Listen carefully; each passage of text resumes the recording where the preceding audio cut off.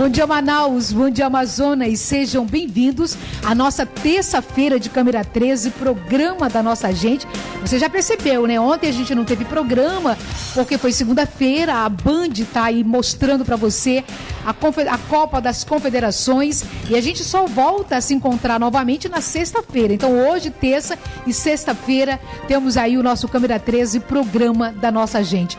Falando de Câmera 13, lembrando que hoje é dia de Alô Doutor, daqui a pouco a gente vai falar a respeito da nossa voz novamente, mas vai falar sobre gagueira. Nossa, quantas pessoas dentro da nossa casa, na escola, pessoas que têm problemas, não? E a gente acha até engraçado uma pessoa gaga, mas você sabe que tem até um ditado há muito tempo, e a gente já trouxe aqui no nosso programa, não é nem ditado, é uma frase que foi muito utilizada, que gagueira não tem graça, tem tratamento. Então imagine você o que causa a uma pessoa com esse tipo de problema no seu dia a dia. E é justamente para falar sobre isso e como nós podemos tratar desse problema na nossa vida, que daqui a pouquinho a gente conversa com a nossa queridíssima Rita. Ela é fonoaudióloga, já esteve conosco muitas vezes e daqui a pouco a gente tira todas as dúvidas, inclusive você que é mamãe, não é? Você que tem aí seu filho, que possa já estar apresentando algum tipo de gagueira no seu dia a dia, que tal ficar muito ligado no Câmera 13 e começar aí fazer os seus questionamentos. Gente, falando em questionamento, eu quero já aproveitar esse momento para falar um pouco sobre a história de uma pessoa que procurou o nosso programa, é o senhor Raimundo dos Santos. O senhor Raimundo, ele tem 35 anos. No início do ano, no dia 14 de janeiro, ele acabou sofrendo um acidente. Ele é mototaxista, portanto precisa dessa atividade para sobreviver. Agora o problema é que, infelizmente, numa dessas saídas, né, em busca de passageiros, ele acabou sofrendo esse acidente. E aí teve problemas sérios em um lado do braço. E esse problema causou uma situação tão crítica para ele, que ele não mais pôde ter a possibilidade de voltar para a sua atividade normal. Procurou nosso programa porque, graças a Deus, conseguiu um tratamento no Sara Kubitschek, que é um hospital referência em ortopedia em Brasília. Mas para chegar até lá, ele precisava das passagens, precisava encontrar um meio de poder sair do Amazonas e chegar a Brasília e assim dar início ao seu tratamento. Essa é mais uma história que nós queremos contar para você nesse momento e a gente chama já a nossa equipe de reportagem porque o senhor Raimundo já conseguiu viajar e nos próximos dias a gente vai informando aqui a situação dele. Então põe no ar. Seu Raimundo dos Santos, de 35 anos, casado e pai de um menino, para sobreviver trabalha como mototaxista, até que no dia 14 de janeiro deste ano, seu Raimundo sofre um grave acidente de moto. Eu trabalhava como mototaxista legalizado e num sábado eu me acidentei e tive essa lesão, no qual eu fui ao hospital, lá me diagnosticaram como lesão de plexo braquial. E de imediato o médico já disse que meu caso era grave, e que pelo SUS aqui em Manaus não fazia essa minha cirurgia. Foi então que começou a corrida atrás de soluções para o meu problema. A queda de moto ocasionou danos ao conjunto de nervos que conduz sinais da medula espinhal para os membros superiores, impossibilitando o movimento do braço direito do seu Raimundo. Sem poder trabalhar para custear os exames que são realizados em Brasília, seu Raimundo viu no programa Câmera 13 a esperança de conseguir reverter o quadro no qual se encontra. Aí eu procurei o Câmera 13, cheguei lá, encontrei a secretária, por sinal, é uma pessoa muito gentil comigo, me tratou super bem. E graças a Deus ela conseguiu a solução para o meu problema, que eram as passagens. Seu Raimundo acreditou e na madrugada de sábado, a equipe acompanhou seu Raimundo até o Aeroporto Internacional Eduardo Gomes para embarcar seu Raimundo rumo a Brasília. É aquela história, sempre a gente procura as pessoas do bem para ajudar a gente. E eu tive sorte de encontrar eles e eles me ajudaram, graças a Deus. Eu espero que Deus ajude eles, que eles possam ajudar mais pessoas, como eles me ajudaram, como estão me ajudando.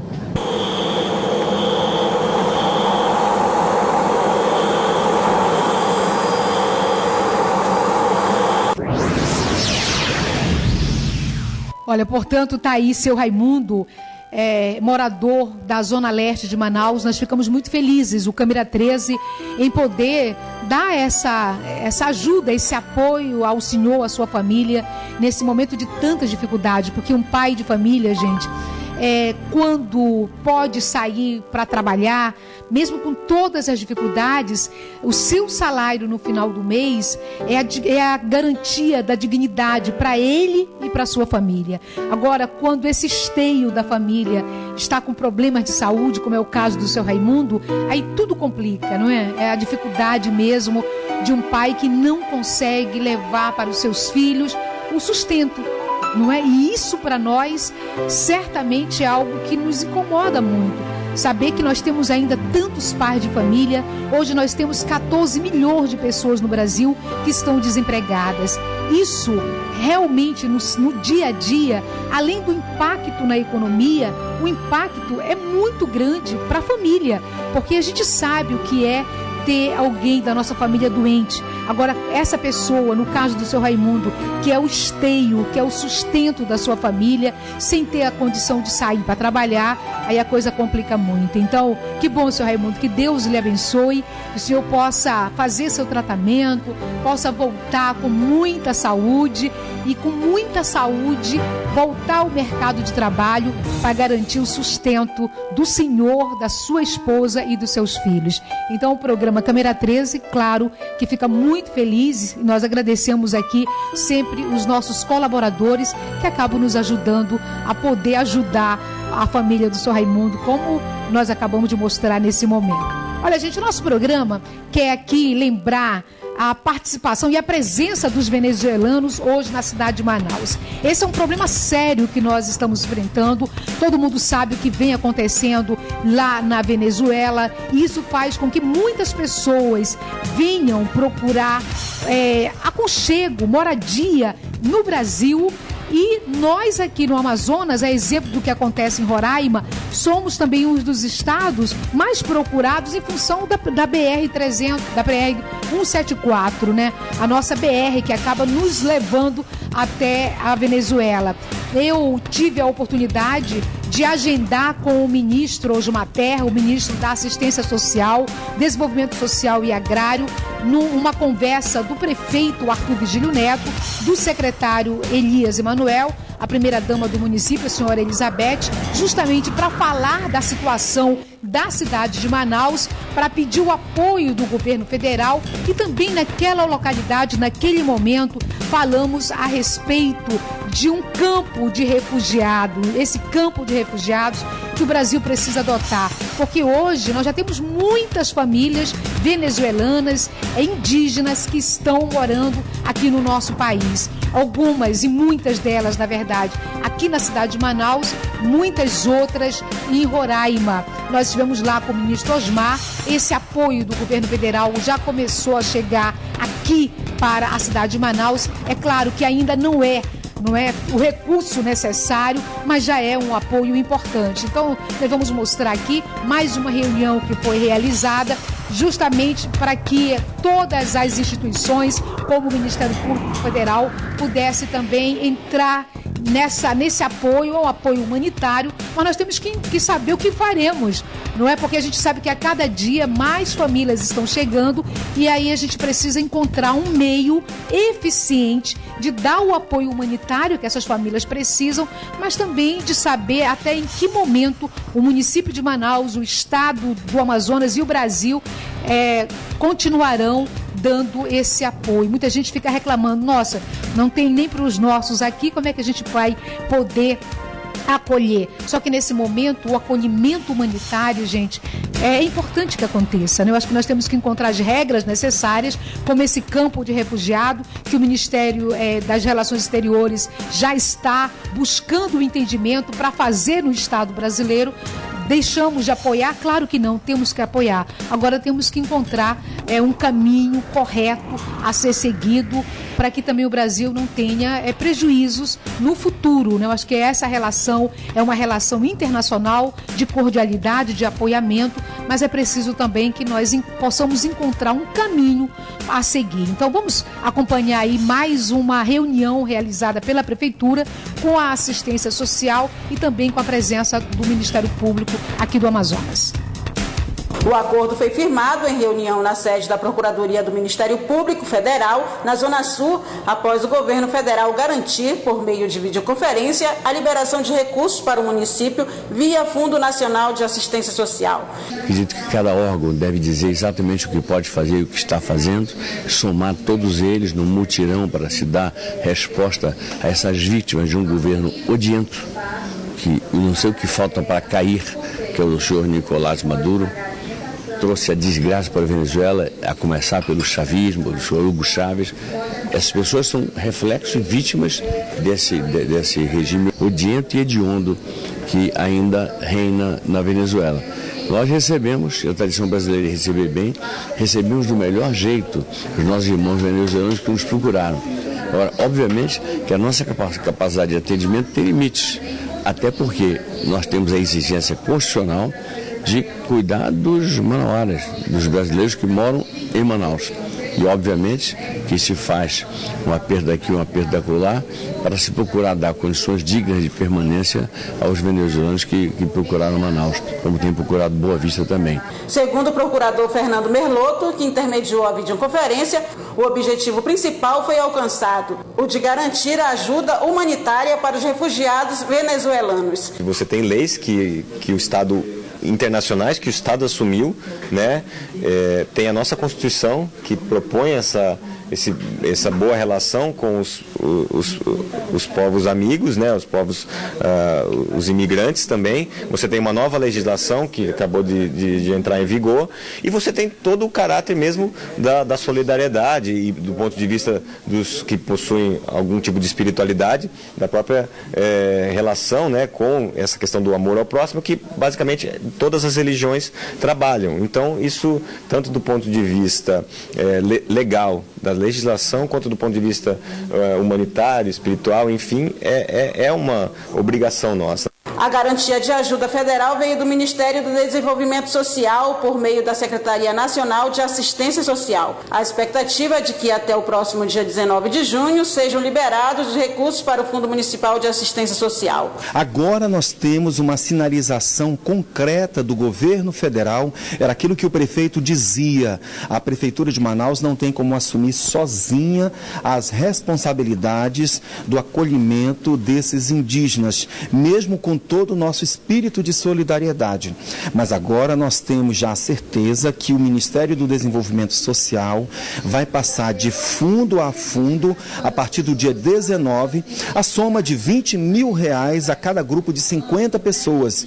Desse modo, o município de Manaus, a Semarge, junto com a saúde e a educação, a gente vai assumir aqueles grupos que estão no centro da cidade, dando melhor qualidade de vida a eles e, naturalmente, traçando um plano de diálogo com o governo do Estado e também com a Caritas Arquidiocesana, que tem desenvolvido um papel fundamental no acolhimento àqueles que hoje estão no centro. Segundo o governo estadual, a medida impacta também no atendimento oferecido até então no abrigo do Coroado.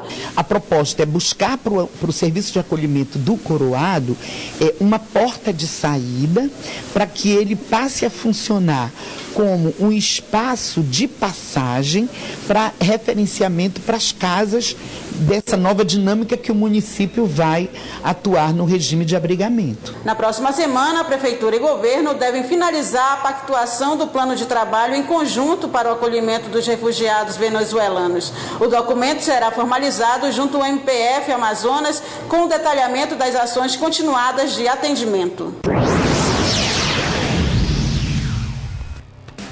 Olha, então nós não podemos aqui deixar de fazer esse registro em agradecimento ao ministro Osmar Terra, o ministro do Desenvolvimento Social e Agrário, porque a conversa justamente aconteceu em Brasília a respeito dessa situação e tivemos a chance de mostrar ao governo federal aquilo que o Amazonas também vem enfrentando no seu dia a dia, a capital de Manaus, que acabou sendo tomada por várias famílias, crianças, muitas pessoas idosas, e é lógico, como bem colocou aqui o prefeito, os representantes das instituições, o governo do estado do Amazonas que participa dentro da sua área social, que não dá para nós negarmos aqui qualquer tipo de apoio humanitário, não só porque existe aí relação internacional entre os países, no caso Brasil e Venezuela, mas acima de tudo também resguardar, não é, essas pessoas que aqui estão, mas saber que nós também temos um limite a ser respeitado. Então, esse apoio que a cidade de Manaus e o estado do Amazonas passam a receber já a partir da próxima semana, eu acho que é extremamente importante, é muito necessário. É claro que ainda não é o suficiente, mas foi aquilo que nesse primeiro momento nós conseguimos já junto ao governo federal na última reunião que nós realizamos em Brasília. Então, tá aí. Tem imagens aí, gente, da reunião? Vou mostrar aqui a imagem da reunião feita em Brasília, uma reunião que eu articulei junto ao ministro Osmar Terra, junto ao governo federal, mas em especial ao Ministério do Desenvolvimento Social, que é a área que cuida, portanto, de toda essa situação, de toda essa problemática que o Brasil vem enfrentando, que o estado do Amazonas e a cidade de Manaus. Está aí, foi, portanto, essa reunião. Esse é o ministro, há pouco nós mostramos o ministro Osmar Terra e nós queremos muito aqui fazer esse registro e esse agradecimento. Olha só, gente, quantas crianças, não é, que estão aí, quantas crianças que realmente estão precisando do apoio nesse momento. Gente, olha, antes de ir para o intervalo comercial, deixa eu encher a tela da Band para mostrar a dona Leia. Está fazendo 76 anos, né, dona Leia? E a dona Leia completou 76 anos. Minha irmã esteve lá participando da festa com ela, e ela é do grupo futurista dos idosos do bairro da Cachoeirinha. Então, um beijo para a senhora. Esse é um clube. Elza, um beijo também, que faz um trabalho maravilhoso. A dona Leia com o esposo dela, toda uma equipe. Aqui tá o Marcelo, né? Olha aí, nosso querido. Então, um beijo para a senhora, tudo de bom. A gente faz o intervalo comercial e volta já já aqui na Band. Já estamos de volta e olha, a gente manda um beijo aqui para a dona Maria. Ela é mãe da Jéssica. A Jéssica pediu que a gente pudesse mandar esse alô. Só não falou onde mora, né, Jéssica? Não falou aqui onde mora, mas enfim. A Jéssica tá mandando um alô para a mãe dela e a dona Maria. Tem foto aqui, gente? Vamos ver a foto da dona Maria, mãe da Jéssica, que mandou aqui um beijão pro nosso programa. Mande um beijo para a Jéssica e Jaqueline. Somos daqui da comunidade Bela Vista. Então, comunidade Bela Vista, um beijo, muito obrigada, Jéssica, e obrigada aí a toda a sua família. Mandar um beijo aqui também para os queridos amigos que acabam assistindo o nosso programa aqui em nossos estúdios. Muito obrigada. Mais um alô da Compensa. Conceição, meu nome é Marcos, sou fã do programa. Marcos, um beijo para você, muito obrigada também. Olha aqui só, que maravilha, Alex Torres. Ô Alex, que bacana você assistindo aqui em algum momento o nosso programa. Beijo pra você, Alex, que Deus te abençoe. Alex Torres, tá? E a família Lacerda, que família bonita, não? Ligada aqui no nosso programa, e é lá do São José 3. Lacerda, família querida, muito obrigada. Jéssica e Dona Maria. Aqui tá a Jéssica, né? A Jéssica e a mãe dela, Dona Maria. Muito bacana ver o programa dessa forma, né? Isso mesmo, tem que relaxar, ligar na Band, acompanhar o Câmera 13 dessa maneira aqui, que a família da Jéssica e a mãezona dela, nossa querida Dona Maria, acabam acompanhando o nosso programa. Beijo pra vocês, gente, muito obrigada mesmo. Olha, eu também quero mandar aqui um abraço carinhoso pra Itacoatiara, mandar um beijo pra Iranduba, pra Presidente Figueiredo, pra Parintins. Nossa, chegou o momento do grande festival folclórico de Parintins, caprichoso, garantido. E aí, tá com a torcida pronta? Já tá tudo pronto aí? Mandar um beijo a esse município tão querido que é Parintins, que está aí já preparado, né, para a realização dessa grande festa. É a maior festa folclórica, sim, do nosso país. E olha, bem, porque muita muita gente acaba acompanhando e sendo atraído para o Brasil, para Parintins, para ver de perto esse espetáculo que é nosso, que é a festa no nosso município querido, essa ilha no meio da floresta amazônica. Olha, gente, quero mandar aqui um alerta, na verdade fazer um alerta para você que tem gagueira ou alguém da sua família tem esse problema. O que será? Será que isso é uma doença? Daqui a pouco a Rita, que está aqui conosco, é fonoaudióloga, Rita Silva, ela vem falar justamente a respeito disso, né? E é importante a gente lembrar que muitas vezes a gente acaba criando problemas a uma pessoa que tem essa situação no seu dia a dia.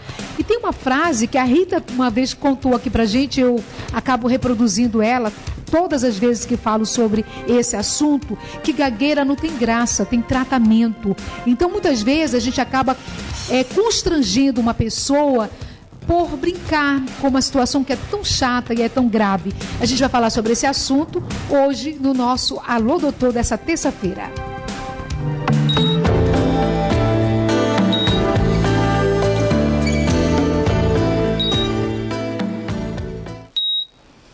Muito bem, a gente já está aqui com a Rita, querida. Muito bem-vinda sempre, Rita.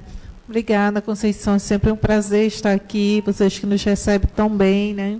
Obrigada. Você sabe que a fonoaudiologia nunca esteve tão na pauta nacional. Semana passada em Brasília mesmo, nós tivemos várias discussões a respeito de mais um problema que é confundido com a dislexia, que nós já tratamos inclusive aqui com a Regina, que é um problema nos nossos olhos, né? Mais uma síndrome. E essa síndrome muitas vezes acaba sendo confundida com a dislexia. E como que nesse debate que nós tivemos há poucos dias em Brasília, a fonoaudiologia sempre é uma atividade da saúde, uma profissão, não é muito importante, mas uma atividade da saúde tão necessária numa equipe multidisciplinar, onde a gente estava destacando aí uma situação dos nossos olhos, uma síndrome de Erlen, né? É quase isso o nome, é até meio complicado, gente, ela já é muito falada lá fora, na Europa, mas não é tão falada aqui no Brasil. Mas como que o profissional da fonoaudiologia é tão necessário numa equipe multidisciplinar? E quando a gente fala da nossa voz e passa para falar de gagueira, a fonoaudiologia está muito presente nisso, Rita? Sim, Conceição. A fonoaudiologia ela é o principal elo do tratamento, né? Eu falo que até uns 5 anos atrás, antes da gente se conhecer, né, a gente não ouvia muito falar sobre gagueira. E você passou a vestir essa camisa e passou a divulgar mais. As pessoas geralmente não sabiam qual profissional eu vou procurar, né? Meu filho está apresentando gagueira, eu estou com gagueira, quem eu procuro? E nós começamos a trabalhar isso, né, juntamente com o seu apoio. Isso foi fundamental. Ainda hoje pela manhã eu estava comentando isso, né? Falei, quando eu estava no 4º período, 5 anos atrás, conheci a Conceição e ela vestiu a camisa da fonoaudiologia, começou a divulgar onde nós poderíamos ser encaixados, né? E isso é muito importante. Ai, que bom, minha querida, muito obrigada. Olha, a gente vai mostrar agora uma matéria sobre a gagueira e daqui a pouco a gente vai conversar com a Rita, nossa profissional da fonoaudiologia, e a gente vai tirar dúvidas e principalmente receber da Rita dicas de como poder tratar ou evitar esse problema que é muito comum na nossa vida. Então, vamos acompanhar. Muita gente acha graça do esforço que algumas pessoas fazem para conseguir pronunciar palavras simples. Paulo tem 45 anos e durante muito tempo foi um prisioneiro da gagueira. A gozação até que não é o mais difícil. Se você não fala, ninguém goza. A gente se retrai e não vive. Mas o que as pessoas acham que causa a gagueira? Psicológico, eu acho. É problemas nas cordas vocais ou então na língua? Não é nada disso. No Brasil, 5% da população, o equivalente a 9,5 milhões de pessoas, tem problemas de gagueira. E dessas, 2 milhões gaguejam constantemente há muitos anos. O que pouca gente sabe é que 55% dos casos têm origem hereditária e 45% são o resultado de algum tipo de lesão cerebral. A fonoaudióloga Sandra é gaga. Para ela, tanto a hereditariedade como a falta de oxigênio que teve durante o parto contribuíram para que tivesse dificuldades de fala. O que acontece no cérebro? Algumas áreas, por exemplo, áreas motoras e áreas auditivas, são menos ativadas no cérebro de quem é gago. A gagueira não tem cura. Pode ser controlada com a ajuda de fonoaudiólogos especializados e apoio psicológico da família e amigos. Cuidados que devem começar na escola. Uma pessoa emocionalmente bem resolvida, mesmo que ela apresente alguma dificuldade na fala ou em coordenação, ela está preparada para enfrentar esses desafios. Francisco, 21 anos, é um exemplo disso. Estudante do 4º ano de Direito, tinha um quadro considerado grave. Há 6 meses em tratamento com uma fonoaudióloga especializada em fluência, tem conseguido o que muita gente duvidava. Minha fala vai a trancos e barrancos. Eu despendo uma grande quantidade de energia para manter a minha fala fluente. Eu saio daqui cansado. Para pessoas que têm problemas de fala, o que é que você diria? Não desistam e boa sorte. Olha, gente, quantas dúvidas, né, nós temos agora a respeito da gagueira. Rita, a gagueira é uma doença? Como que nós podemos defini-la? A gagueira, Conceição, geralmente ela vem ou ela é hereditária. Às vezes, como aconteceu essa semana, vem de um traumatismo, um AVC, né? Tem pacientes que quando voltam a falar, eles voltam com gagueira. A criança, ela copia de outra criança, ou ela tem muita informação durante o dia, quando ela acha alguém para passar essa informação, ela gagueja por falar muito rápido, né? Eu tenho que passar essa informação, então eu vou, do jeito que sair, não importa se é gaguejando ou não, mas eu vou passar. Então a gente tem que ter muito cuidado, né? Principalmente, às vezes, através de uma perda, se eu estou num lugar muito agitado, que eu não consigo passar, que eu fico nervosa. Muitas vezes as pessoas gaguejam. Agora, tem pessoas que, como você falou, pode ser um problema hereditário, não é? Tem algumas pessoas que elas são gagas, mas se a gente fosse falar de níveis de gagueira, não sei se existe níveis, mas assim, você consegue entender bem. Outras pessoas, você não consegue entender o que a pessoa tenta falar. Nesse caso, em que momento entra a fonoaudiologia já no tratamento da gagueira? A fonoaudiologia entra na parte respiratória, né? Se eu trabalho a respiração, eu tenho um controle melhor da minha respiração, o meu paciente consegue, sim, falar pausadamente. Então, é algo que você mesmo, recebendo uma boa orientação de um profissional da fonoaudiologia, você consegue melhorar. Mas tem cura a gagueira? Não. Você já vai responder com mais detalhes. A gente faz o intervalo e volta já com você. Já estamos de volta e olha, daqui a pouco a gente continua o bate-papo com a nossa querida Rita, que é fonoaudióloga. Estamos falando hoje sobre gagueira, inclusive ela já me responde se gagueira tem cura, pode melhorar e como pode melhorar. Olha, gente, nós estamos conversando no nosso Alô Doutor dessa terça-feira a respeito de gagueira. E aí eu fiz uma pergunta para a Rita, se a gagueira tinha cura. E ela logo me respondeu, não. É assim mesmo? Mas o tratamento ajuda uma pessoa gaga a ter mais qualidade de vida, Rita? Sim, a gagueira ela não tem cura, ela tem tratamento. E o tratamento bem feito, ele ajuda bastante. Agora, a pessoa tem a consciência de que ela é gaga, não é? E que cada vez que ela fica nervosa, mais dificuldade ela tem em falar. Agora, a gente também sabe que o Nelson Gonçalves, por exemplo, não é, nosso saudoso Nelson Gonçalves, tem, assim, foi dono na vida, mas tá aí, tem um legado na música brasileira, era gago e cantava muito bem. O que acontece quando a pessoa canta e ela é gaga?